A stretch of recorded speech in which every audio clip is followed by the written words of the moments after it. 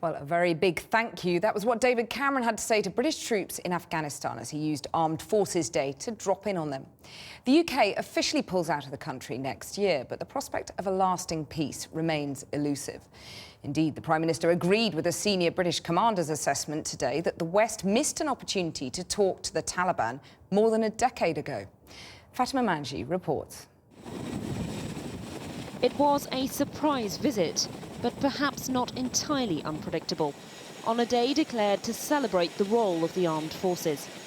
There is very little to celebrate in Afghanistan, however. More than a decade on from when British troops first arrived, the violence has not let up, and the Taliban remain strong. But as he met and dined with soldiers in Helmand province, the Prime Minister maintained they would be coming home by 2014, and that the peace process must be Afghan-led. That process, however, depends on talks with the Taliban, and that's already faced a few teething problems. Last week, the Afghan government was furious as the Taliban launched its own embassy, flag and all, in Doha. And today, a top British commander in Afghanistan said talks with the Taliban should have begun a decade ago.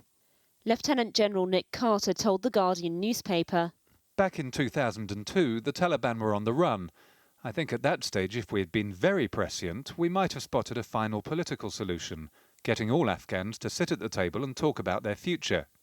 Well, I think you can argue about whether the settlement we put in place after 2001 could have been better arranged. Of course you can make that argument. Since I became Prime Minister in 2010, I've been pushing all of the time for a political process, and that political process is now underway. But at the same time, I know you can't bank on that, which is why we've built up the Afghan army, built up the Afghan police, supported the Afghan government. So after our troops have left, and they will be leaving under the programme we've set out, after our troops have left, this country shouldn't be a haven for terrorists.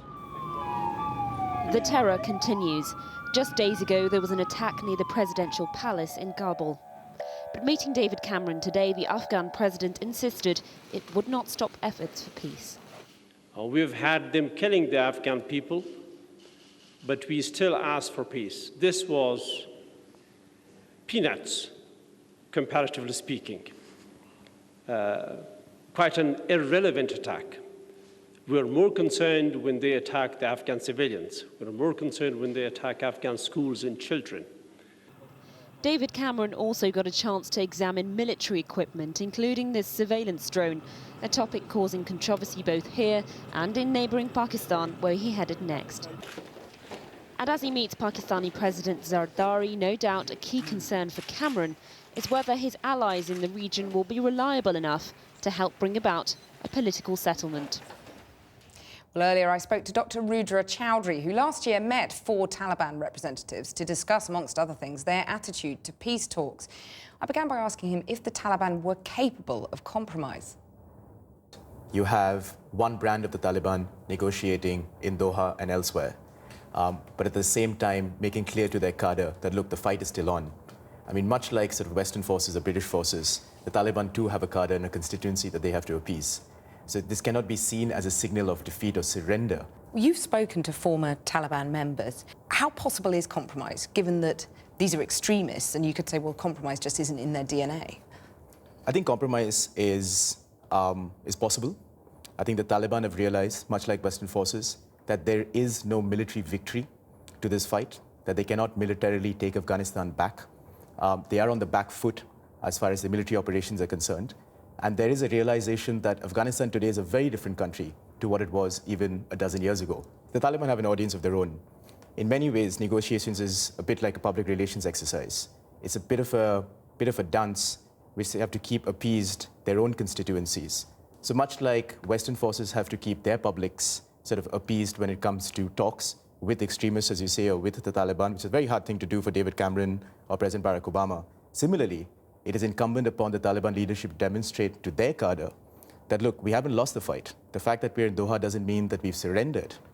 The top British commander in Afghanistan has said that the West could have talked to the Taliban 2002 and actually got somewhere. I think it is extremely significant that General Nick Carter has made this statement.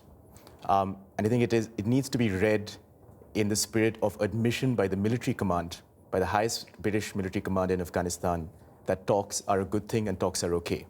Now, if you look at Nick Carter's own statement that he made to The Guardian, he caveats it himself and says, look, it's much easier to make easy comments on hindsight, right? But having said that, in 2001 and 2002, the political climate simply did not exist for negotiations. When you were talking to these former Taliban members, did you see in front of you fanatics, or did you see some reasonable men? There's no doubt about the fact that when you talk to so-called extremists, you do legitimize their stance. There's no way of getting around that. Well, what were they like, though, to talk to? Not very different from talking to many others in the business of conflict. Deep personal histories. Most of our interviews started with allowing them to talk about themselves. Spend a couple of hours telling us who you are, where you come from, about your family life. Why did you join the Taliban movement in the first place? A lot of those narratives are fairly compelling.